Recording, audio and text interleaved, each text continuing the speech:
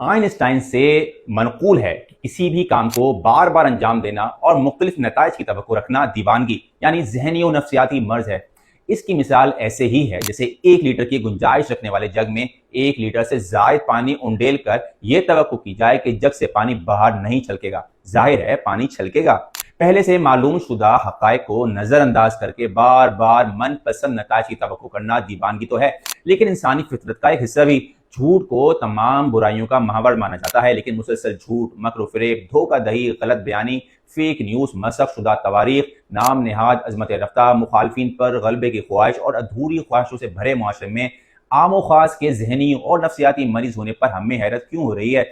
आम तजुर्बा गाहों लेबॉर्ट्रियों में दाखिल होने के लिए वहां काम करने के लिए मखसूस उलूम, मकासद, सलाहियत और असूल व ज़वाबित पर अमल किया जाता है ताकि हंगामी सूरत हाल में नुकसानात से महफूज रहा जा सके। अलबत्ता हमारे मुल्क पाकिस्तान, जिसे रोज़ अव्वल से एक लेबॉर्ट्री या तजुर्बा गाह माना जाता है, वहाँ बार बार तजुर्बात करके साइंसदान आखिर किन नताइज की तवक्को किए बैठे हैं।